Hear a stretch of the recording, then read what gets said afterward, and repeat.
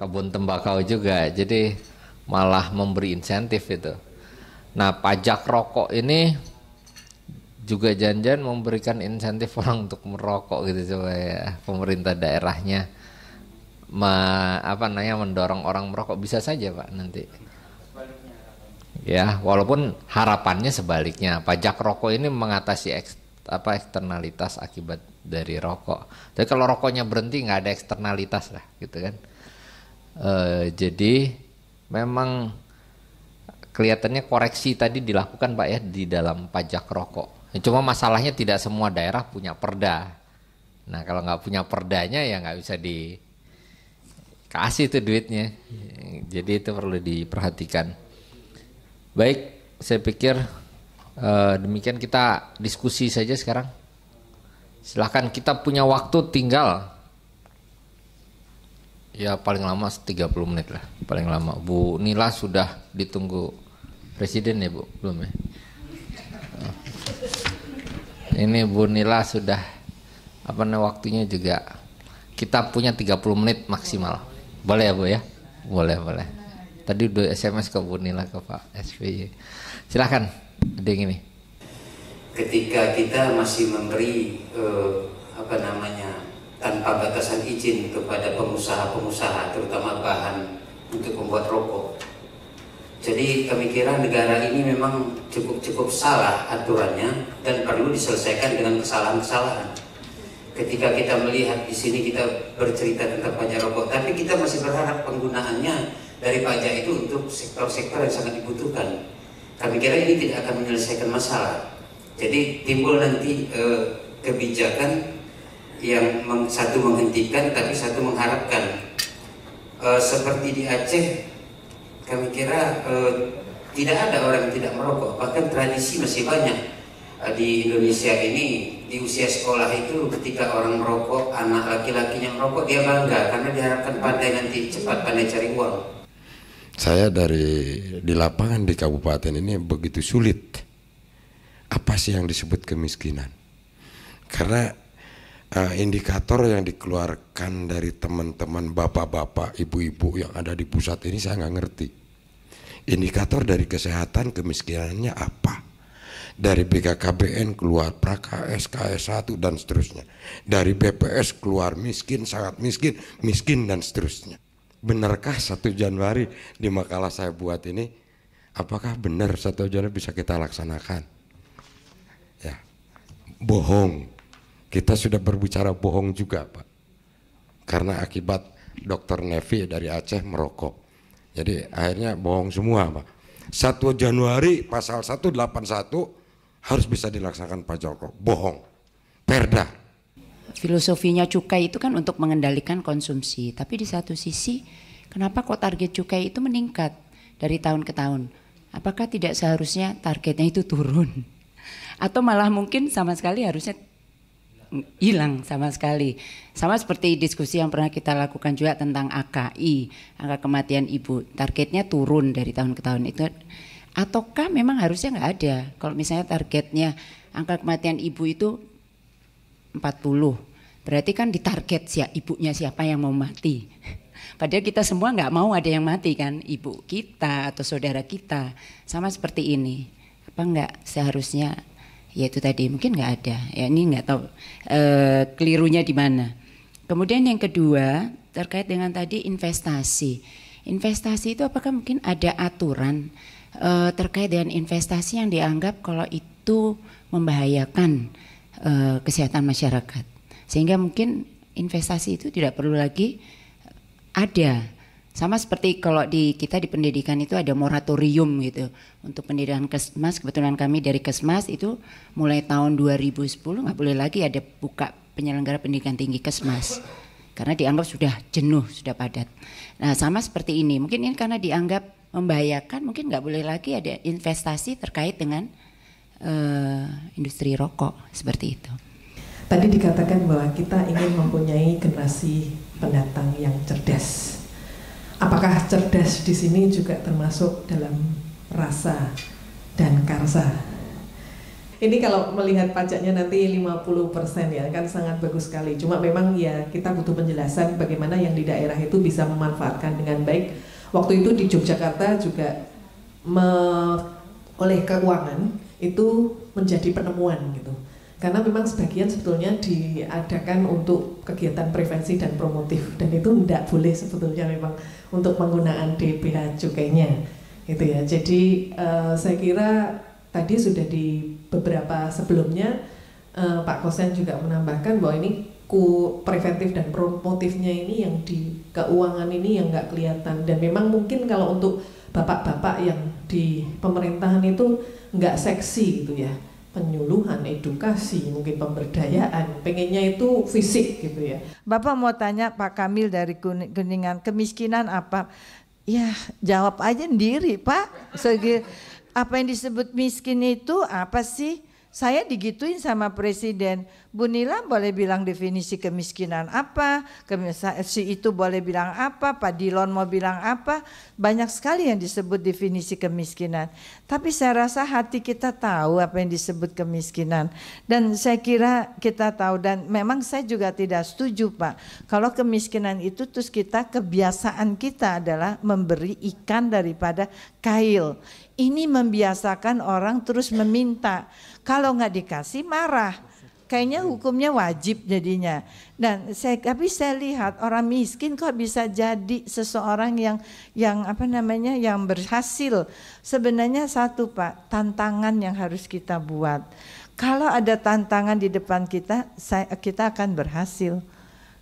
Pak, saya nggak dijadiin Menkes, disuruh jadi MDJ, ya gue terima, tapi saya tunjukin saya kerja. Daripada saya seneng Pak dapat gaji buta dari Departemen Keuangan walaupun kecil, nggak ada anggaran saya dari beliau ini, tapi saya kerjain Pak, masa bodoh, utang saya banyak loh Pak sekarang Pak, bener-bener tadi saya ngadu nih Pak Sony, saya ngemis sama orang luar, nggak minta lagi, nggak dikasih sama mereka, nggak dikasih, udah ngomong sama menterinya juga nggak dikasih. Dibatasin banget gitu, kayaknya susah banget gitu mau nolong orang aja, padahal bukan buat saya pribadi. Nah kalau buat pribadi enak juga ya. Nah jadi sebenarnya Pak, kemiskinan kalau menurut saya hak kita setiap bangsa, hak saya untuk bisa saya sekolah, hak saya untuk bisa mendapat akses pelayanan kesehatan. 5 Pak, sebenarnya kehidupan itu yang kita perlu. Kita mempunyai kesempatan, kita harus bisa makan, pangan, sandang, papan tadi saya sudah katakan, buktinya angka dari BPS menunjukkan papan jadi nomor 1, tetapi akses pendidikan, akses kesehatan, 5 ini Pak, itu adalah need, kebutuhan dari kita sebagai manusia. Kalau kita saya tapi ingin tambah satu, jaminan sosial Pak. Jaminan sosial itu saya ngiri Pak Rijo ya, pokoknya Bapak Keuangan aja lah, Bapak Keuangan gimana juga itu nenek-nenek dari negeri Belanda, dari itu kalau ke sini ya Bu, dia ke salon, rambutnya krimbat. Nah kita kok di negeri Belanda datang ya pengemis, datang naik taksi mikir, naik tram mikir, makan hemat-hemat, bawa super mie dari rumah, nggak duitnya kagak ada. Nah barangkali saya juga pengen tuh udah di hari tua sama Pak Muluk duduk ngipas-ngipas di tepi pantai, tapi kapan kita kejadian, nggak ada jaminan sosial Pak. Apapun yang disebut akhirnya kita semua koruptor Pak, karena kita tidak terjamin, dan saya tidak tahu nasib saya sudah tua. Saya juga kemarin sudah bicara sama siapa ya, oh Ibu Tuti Kuntoro, 2014 kita kan udah habis nih ya Bu Nila. Iya kita mulai mikir, udahlah Bu nggak usah mikir-mikir mau tinggal di mana, saya udah nggak peduli lagi lah. Nah gitu Pak, tantangan buat kita semua. Nah kemudian dari cukai tadi, Kesmas Ibu barangkali buat Pak ini Pak Keuangan, saya kira saya juga lihat ini memang dilematis sekali Bu ya. Betul juga yang Ibu bilang, dinaikin cukai kayaknya kita mengizinkan. Semua di Indonesia maaf kelihatannya paradoks ya. Kita bilang naikin cukai, kita mencoba, tapi pabrik rokok dibuat juga. Nah terus kalau ada yang ngasih duit mau juga gitu kan. Nah sama Bu, sama Ibu Rizana tentang susu tadi Ibu katakan. Persoalannya kan di diri kita, Bu. Barangkali saya harus betul-betul sangat sujud syukur atau berterima kasih ke orang tua saya, ibu saya yang menyusui saya. Saya bisa punya otak begini barangkali memang karena ASI ibu saya. Itu saja, Bu, yang kita harus tanamkan kepada semua masyarakat kita. Nah, kalau susu formula, saya sebenarnya tidak terlalu protes. Dibanding rokok, saya nggak protes, Bu. Tapi kita harus mendorong mereka untuk melakukan, memberikan makanan sehat kepada anak-anak. Ibu lihat dong di sekolah-sekolah anak-anak, makanan apa yang mereka jajan, Bu? Coba kalau dibikinkan sace yang makanan yang berprotein, yang bagus, kereta dorongnya dia bantu untuk menjualkan, istilah saya perakan itu, kan anak-anak kita tertolong, Bu. Jadi kita cuma ribut susu aja gitu, Bu. Kadang-kadang, tapi ibu juga harus mengetahui ada juga ibu yang nggak mungkin memberikan ASI-nya karena memang ada penyakit yang memang betul-betul. Tapi kalau bicara sama Dokter Utami, nggak mungkin, pasti ada. Emang ya, yang pasti itu hanya Tuhan. Jadi saya ngalamin anak saya tidak bisa menyusui sama sekali. Udah seperti kaki itu burung bangok dia segini, mau diapain lagi? Saya bilang akhirnya. Dokternya, guru besar, profesor bilang, ya udah kasih susu. Nah, kalau kita nggak bisa beli susu toko gimana? Kan susah. Jadi artinya memang susu itu terkadang dibutuhkan, Bu. Sampai kita tua, bukan yang cowok-cowok ya. Maksud saya kita sebenarnya mestinya masih minum susu loh, mestinya untuk kesehatan kita. Nah, jadi saya rasa, Bu, sebenarnya saya setuju pemberdayaan komunitas tadi dan pajak rokok. Kalau saya juga mengatakan tolonglah tembus media ini, media elektronik, media massa itu, media cetak harus ditembus. Saya kesel banget dengan, saya sebut saja saya ke Kompas. Saya bilang tolong dong waktu kita bikin MDGs Award, tolong dong yang award ini dihargai, di koran ditulis.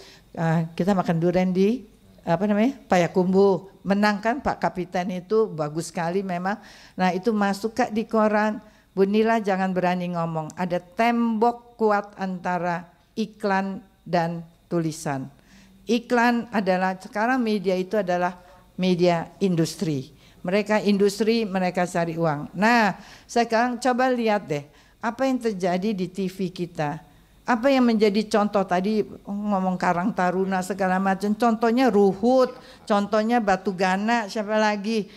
Itu semua kita jadi contoh buat kita. Gimana nggak tawuran anak-anak kita? Kan itu contohnya semua lah. Mereka itu Pak Karni itu juga saya curiga, jangan-jangan dia juga dapat sebenarnya tuh. Ngomongnya kadang ada mencom-mencom. Waktu rokok saya curiga loh Pak, sangat curiga saya. Mestinya KPK turun tangan lagi ke sana. Bener gak itu mereka ngomong? Tapi kita gak ada yang berani. Kemarin ngomongnya, soalnya rokok tuh selalu ngomong soalnya kesehatan. Bu Yai, penelitian udah banyak. Percuma Bu, Ibu ngomong apapun percuma. Penelitian udah banyak. Saya ingat sekali Pak Muluk datang ke Pak Ical waktu itu ke Menko Kesra. Pak Muluk tolong diteliti dulu. Ya diteliti lagi. Orang ngapain diteliti lagi? Udah semua begitu banyak, nggak diakui Bu bersalahnya. Jadi menurut saya kalau mereka preman, kita preman aja lagi, susah amat. Lawan aja lagi semua itu. Nah jadi saya rasa Bu, barangkali Bu Yai memang betul anak-anak ini contoh Bu. Kalau contohnya bagus, semua bagus. Tadi saya bilang saya mimpi ada Ho Chi Minh gitu, bajunya hitam aja terus gitu. Awas loh, yang lain nggak berani kan, selain pakai baju itu. Semua daerah berbeda kesiapannya. Ada daerah yang sudah berani mungut lebih awal, tapi ada daerah yang sampai sekarang pun perdanya belum ada. Daerah dari Papua Bu. Bahkan BPATB itu di Papua itu nggak dipungut Pak. Jadi kalau di sana kita mau jual beli tanah atau bangunan di sana bebas membayar BPATB. Karena nggak ada perdanya, dan itu boleh tidak memungut menurut aturannya, karena potensinya kecil dan sesuai dengan kebijakan daerah. Kalau pajak rokok, kalau tidak memungut masyarakat yang rugi, karena tadi tidak ada dana untuk mengatasi. Nah, kami Pak dari 33 daerah tadi, kalau kami optimis perdanya akan selesai semua, karena kita monitor setiap hari Kami komunikasi ke Dispenda, ke Biro Hukum, ke Gubernur bahwa ini akan selesai, Pak. Jadi regulasi perda insya Allah sebelum 1 Januari selesai, Pak. Setelah nanti perda ini selesai, penerimaan pajak rokok ini kan harus dimasukkan dari APBD. Dimasukkan, dicantumkan sebagai penerimaan provinsi karena pajaknya provinsi. Dicantumkan sebagai penerimanya kabupaten kota karena ada bagi hasil 70% kabupaten kota. Dicantumkan di penerimaan. Kemudian direncanakan penggunaannya di dalam belanja. Tadi sudah diatur di earmark 50% untuk kesehatan minimal, Pak. Jadi minimal ini, bisa lebih dari itu. Bisa 100% pun bisa. Kalau daerah memang mau membuat 100% itu. Jadi minimal 50% untuk kesehatan dan penegakan hukum. Nah, berarti harus juga direncanakan penggunaannya dalam APBD 2014 tadi. Memang ini, Pak, dari sisi informasi untuk perencanaan atau penganggaran agak terlambat, Pak. Kami baru bisa menyampaikan nanti pada tanggal 17. Karena saat ini daerah aja kita undang ini masih sibuk dengan persiapan perda masing-masingnya. Tapi nanti pada tanggal 17 tadi akan kami beritahu cara menghitung potensinya sehingga nanti bisa cantumkan di APBD walaupun sebagian daerah sudah menyusun, bahkan ada sebagian daerah yang mau siap ketok palu APBD ini. Nanti kalau sudah terlanjur di ketok palu sebenarnya mau nggak mau dimasukkan di APBD perubahan. Tapi konsekuensinya waktu untuk melaksanakannya hanya pendek, Pak. Hanya mungkin 3 atau 4 bulan. Sehingga dana yang besar tadi tidak maksimal untuk digunakan di dalam memenuhi kebutuhan belanja pelayanan publik terutama untuk kesehatan. Jadi kalau untuk kesiapan ini saya kira mudah-mudahan akan siap. Jawa Barat terutama, Pak, karena Jawa Barat itu pada saat nangani cukai juga banyak masalah. Penyerapan DBA cukai pada Jawa Barat itu walaupun daerah banyak masyarakat miskin, tapi penyerapannya termasuk yang rendah, Pak. Sehingga kami tidak henti-hentinya melakukan koordinasi dengan Pemda provinsi dan provinsi melalui Bapeda itu sudah melakukan koordinasi untuk meningkatkan percepatan penggunaan DBA cukai di seluruh kabupaten kota. Bahkan saya pernah ke Bekasi, Kabupaten Bekasi, dia punya di Bekasi itu ada rokok Marlboro, dia DBA cukainya tinggi, tapi bingung bagaimana cara menggunakan. Waktu itu mau bikin rumah sakit paru, Bu. Katanya habis sekitar 18 miliar. Kalau setahun nggak selesai katanya. Ya kalau gitu dikumpulin, Pak, sampai 3 tahun gitu. Saya nggak tahu sampai sekarang realisasinya jadi rumah sakit atau tidak gitu. Jadi di Jawa Barat itu termasuk yang rendah penyerapan DBA cukai, duitnya banyak tapi pelaksananya masih rendah. Dan kita harapkan nanti ini Jawa Barat ini nanti karena jumlah penerima pajak rokoknya paling tinggi, estimasi kami sekitar 1,7 triliun untuk Jawa Barat karena jumlah penduduknya paling banyak, ya paling banyak ya. Jadi dengan dana yang besar tadi, masyarakat miskin masih banyak, masalah kesehatan juga banyak. Saya kira nanti kalau ini bisa direncanakan penggunanya dengan baik di APBD, saya kira akan terserap. Karena berbeda dengan di bea cukai, kalau di bea cukai tadi kegiatannya sudah ditentukan. Ada 21 kegiatan, Pak. Kalau pajak rokok ini terserah daerah, disesuaikan dengan kebutuhan daerah. Jadi lebih fleksibel ini. Jadi nggak ada alasan nanti penyerapannya rendah. Kemudian tadi menarik juga ini pertanyaan kenapa kok target cukai malah meningkat terus. Nah, begini, Bu. Jadi kalau target untuk pengendalian saya setuju itu targetnya diturunkan. Tapi kalau target penerimaan yang terkait dengan uang tidak bisa langsung diturunkan. Kenapa? Karena kita tidak bisa meminta produsen rokok untuk menurunkan produksinya. Kita tidak bisa mengendalikan importer untuk impor rokok. Bahkan tahun 2014 tadi saya sebut itu rokok yang diproduksi itu 347 miliar. Meningkat, setiap tahun meningkat produksinya. Karena konsumsinya juga meningkat. Jadi demand-nya memang meningkat gitu lah. Nah, kalau produksi rokoknya meningkat, yang dijual meningkat, ya otomatis kan kalau tarif cukainya sama, Bu, ya tetap otomatis kan penerimaan juga meningkat. Ini ada sedikit konflik sebetulnya antar departemen. Karena tuh Kementerian Perindustrian membuat roadmap untuk industri tembakau. Jadi karena tadi roadmap itu terus produksi tembakau. Suruh siapa yang beli? Artinya kan dia paksa suruh layar beli. Ya. Nah, sampai 340 miliar, bayangkan. Padahal roadmap dia yang dia buat sendiri tahun ini mestinya hanya 270 miliar. Nyatanya udah lewat 300 miliar. Jadi itu yang salah sebetulnya. Jadi tidak ada sinkronisasi antara Kementerian Perindustrian dengan kesehatan, dengan keuangan. Kan nggak bisa kita cuma, ayo bangun terus, nggak mau tahu kesehatannya. Walaupun dalam roadmap itu dikatakan untuk tahun depan, itu katanya adalah perhatiannya pada kesehatan. Tapi kalau sudah produksi 350 miliar batak setahun, begini, ya kan? Kita tahu ekspor itu bohong. Ngerti kan? Ekspor itu susah karena semua negara sekeliling kita, termasuk Amerika, tidak membolehkan impor rokok. Jadi kalau ada Philip Morris kemarin bilang dia bangun lagi pabrik di Kerawang dengan dana 300 juta dolar, itu dia mau ngeracuni kita lagi pasti. Karena nggak bisa dijual luar sebetulnya, tapi dijual ke dalam. Tapi dia bangun pabrik dengan alasan mau jual keluar.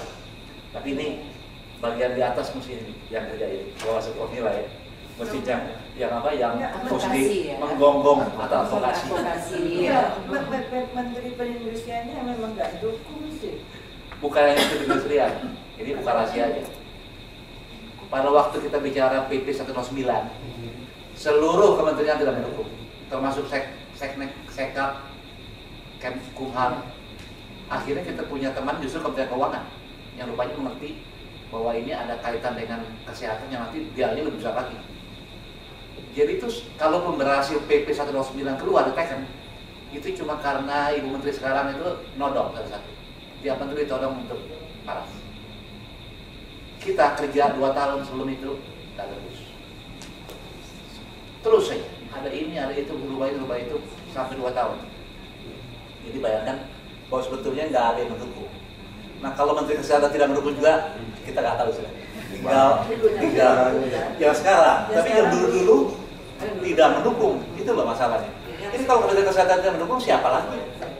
Habis sudah. Tinggal private society kayak Bu Yai. Saya tidak perlu menyimpulkan dan kita sangat berterima kasih.